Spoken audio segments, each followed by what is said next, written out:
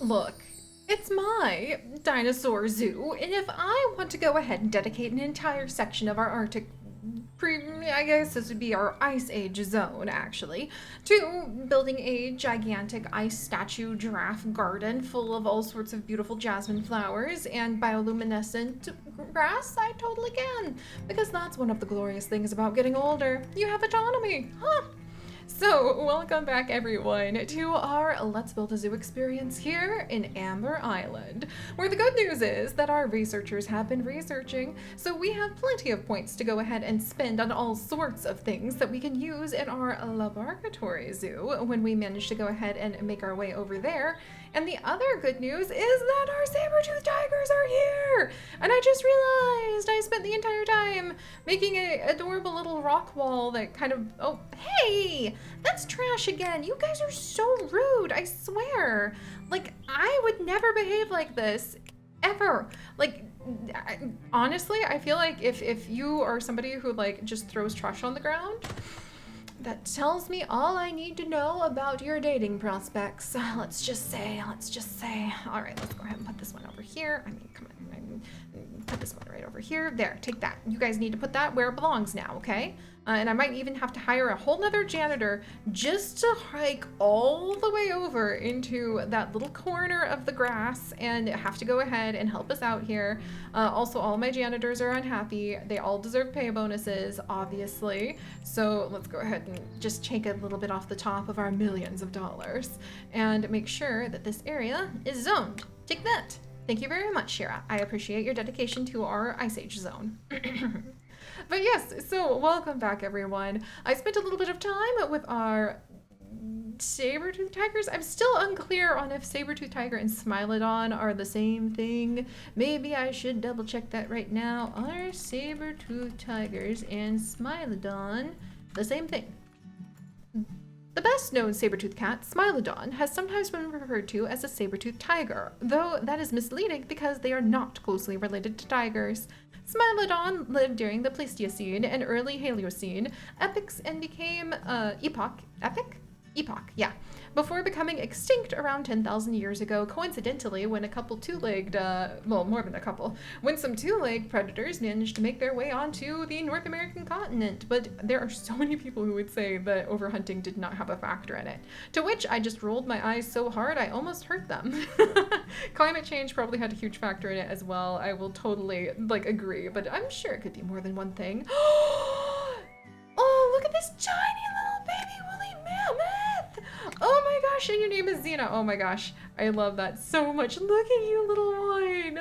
Okay, I am so happy to have these mammoths, and oh my gosh, I didn't realize that they had such huge piles of dung. No wonder we have been able to make those crystals out of fossilized dinosaur and prehistoric mammal and flying reptile. I have to use like a whole breath just to go through the litany, and I'm pretty sure I didn't even cover everything yet because was the giant sloth a marsupial descendant? There's something about giant sloths. There's something about sloths as well that make them not as directly related to placenta-bearing animals as you would think, but I can't remember right now. Anyway, that's a lecture for another time.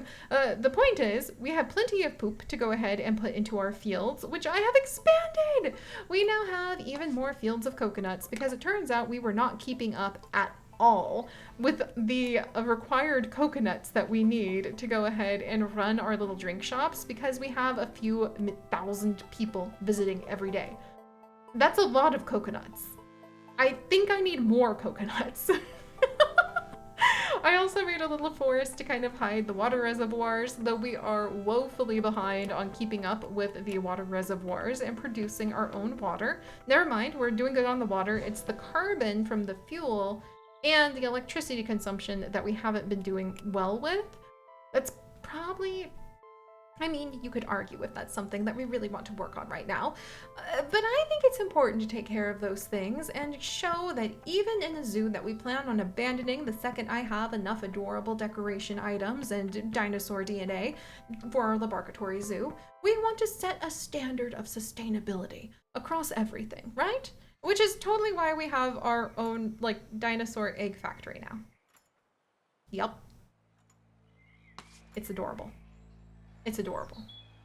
Why is it, if you show me a cute little brontosaurus holding an item, I will descend into decisions of dubious morality eagerly because it's adorable.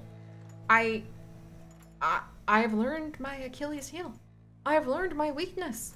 For some people, it's the lure of fame and fortune, and for me, it seems to be cute little tiny things and plants. Okay, I'm not surprised.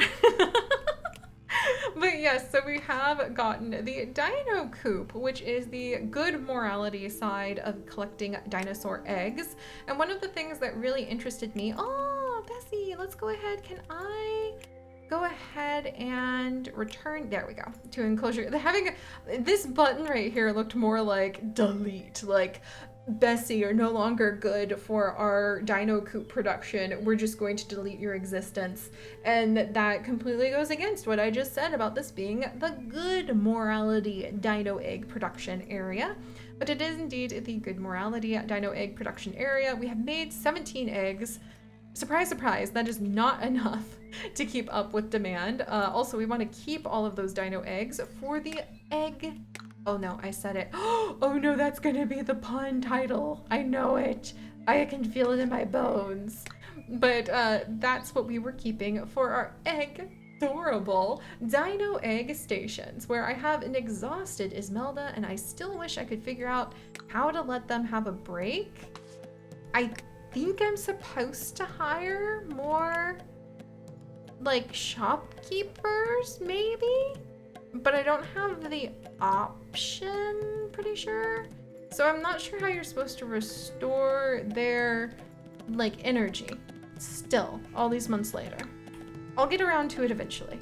Anyway, we do have the Dino Coupe now, which is so freaking cute, and it is producing eggs. And what I thought was interesting was it only adds in some of the flying reptiles. No dinos, actually. It's kind of misleading because it's flying reptiles, not dinosaurs, that we can put in here because it's, well, unless the Anhanguera, I'm pretty sure we're gonna say that that was actually like a flying reptile, just like the pterodactyl.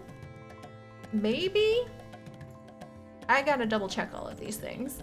But I thought it was interesting because I thought we could put in like our microraptors and have tiny little dinosaur eggs that are just as big as quail eggs or some really cute things like that. And actually, you can only put in certain species of dinosaur, including, however, your hybrids. So, do I happen to have a brontosaurus-headed flying reptile inside of this coop producing eggs that you can go ahead and eat? I sure do. There's Scout right here. Right here. And Scout absolutely producing those eggs for us. Like, I love the idea, actually, that kind of like a chicken coop, there's a hierarchy inside of our Dino Coupe, and Scout with that huge, long brontosaurus neck is just kind of striding among all of these others, like the boss hen of the chicken coop, the boss flying reptile? Like, we have two new, oh my gosh, they're so cute. Oh my gosh, I didn't think I wanted to collect more dinosaur DNA. I take it back. They're actually so cute. Hello, Protoceratops.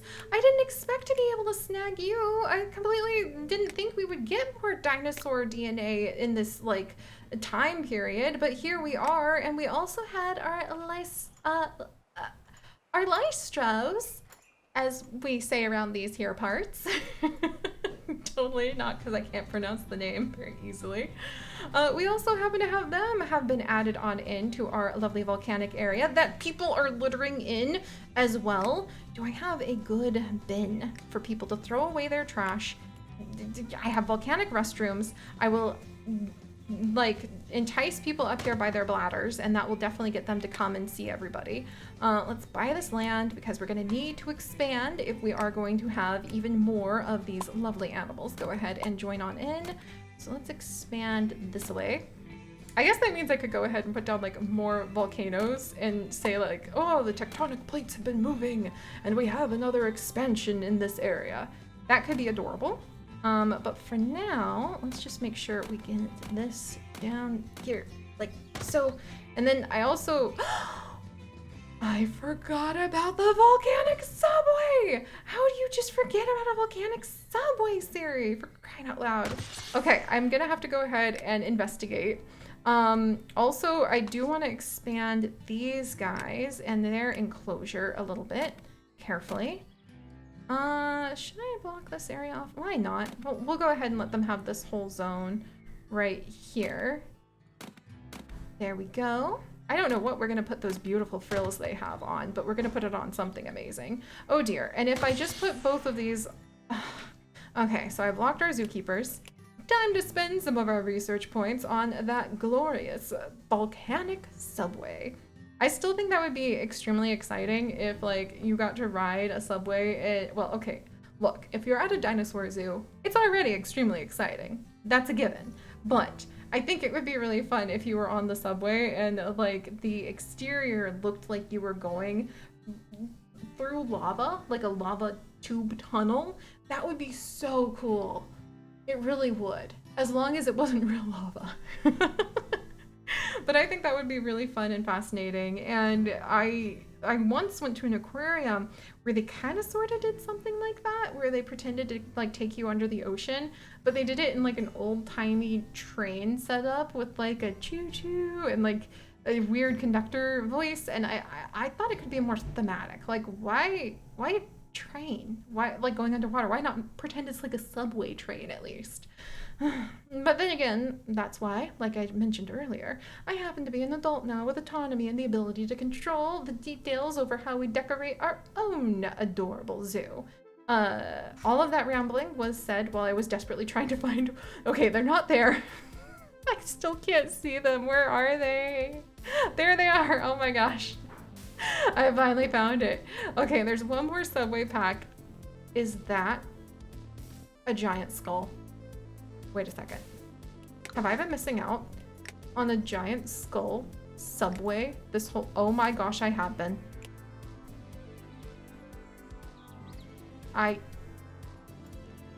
What? I don't even know what to say for myself. There's a gigantic skull subway station. Equally as awesome as what we were talking about with the idea of being able to have something similar to the lava. What if you got to pretend you were like going underground and you could see all these little fake fossils or real fossils? I don't know. Maybe you could go ahead and store your extras like in your subway tunnel as decoration. Who knows? Like maybe that's what they do at places like a theme park like Disney or something. They like store their extra stuff just as decoration in a secure like way. Yeah, waste not, want not, I suppose.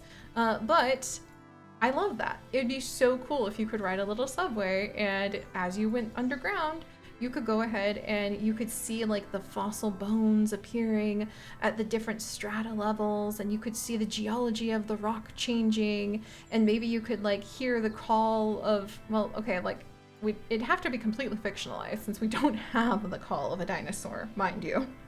But you could hear the call of the different dinosaurs as you went past their fossilized bones, and I think that sounds amazing. A little bit morbid, but also amazing. Also, where is my lava? We'll do ash. There we go. I want people to respect the lava. If I put lava down, I want it to be next to a volcano so people can be like, oh my goodness, and they don't go near it. Because then it's instinctual. As a child, we all learned, that the floor is lava. And so I want to keep those instincts sharp in all of our guests. Just because they're coming to play with dinosaurs doesn't mean that I want them to be lulled into a false sense of peace after all. All right, let's see. Let's put some of those over there. There we go. There we go. Nice and messy, just like I like it. Oh no.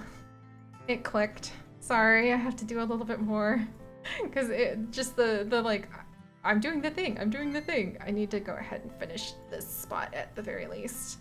Because, okay, there. Ooh, that's actually very nice. I like to try to make it look organic. Wanting to make everything neat and tidy and organic normally doesn't go together. But it's me. And finally we unlock the last of the prehistoric trees. Huzzah! Huzzah! And why don't we go ahead and grab these benches too? These are actually different benches than any of the other ones we have. Again, why is that exciting? Because it is. And then, ooh, the dino footprint. Yes, I want to go ahead and snag that. And we have 8 points left. We can get the themed bins. I can yell at people about putting their trash in my adorable little trash cans again. Excellent. All right, so we have all of that spread out now, and we have one other creature that we can actually bring on in. The Kentrosaurus! We had these guys in our Jurassic. Oh, there's quite a few dinosaurs over here. I probably need to clean this up. Don't mind me.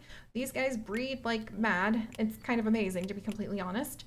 But let's actually go ahead. Wolfgang, Shadow, Lincoln, and then Birdie, Poppy. At this point, I just pick up Maggie Moo, Butterscotch. Thunder, I kind of like that name too. At this point, I'm literally just, oh, wait, there's Sweetie Pie and Sweetie! Of course we have to keep them because they're eventually going to inspire the name Sweetie Pie Squared. For Sweetie Pie, Pie, until you get to Sweetie Pie Squared in some future creature of ours. Let's see, T-Bone, you can stay too. And then, yeet!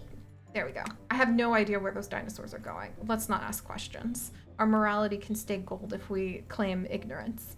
All right, so now that those are both taken care of to hopefully have a good home, what do we have there? It's probably not going to be a badger. Kind of looks like a badger, probably not going to be one. And then, do we have... That's weird. I don't know what that little one is going to be, but it's weird looking. I wonder how many we have left to go ahead and dig up the DNA of, because to be honest, we're going through our dinosaurs a lot faster than I expected. But when you pay your paleontologist top dollar to dig, by golly, do they ever put their backs into it. But we do have the ginkgo nuts and the sugarcane that I still want to go ahead and unlock for sure before we scooch on. But otherwise, I guess we accidentally on purpose sort of unlocked everything else that I'm mega interested in. I do want to see if we can snag the shelter pack and maybe a few of these educational signs on our way out. Do we have any more? Oh my gosh, a fossil restroom. I take it back. We have a few things. We have a few things that I still want to snag. But speaking of cool things that we can go ahead and collect, I have once again forgotten that CRISPR was crisping. Wow, it's been so many days legitimately in real life and in our pixel experience here, and we still are crisping up the Rebecca and the Microraptors. I think when we have our laboratory zoo, we might want to have a whole section dedicated to long-term CRISPR projects like dinosaurs, and I think the whales are also like that. And surprisingly, there's like 2 or 3 of the terrestrial species. Like a tiger takes 3 days, but a raccoon or a fox or something like that was like 9. So we'll have to have like a whole section dedicated to long-term research when we get our laboratory done. But on occasion, we can also speed things up with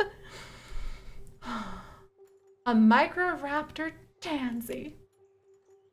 Oh no, it's so cute. I don't know why I think I need to do anything else when we can have these. A tiny micro.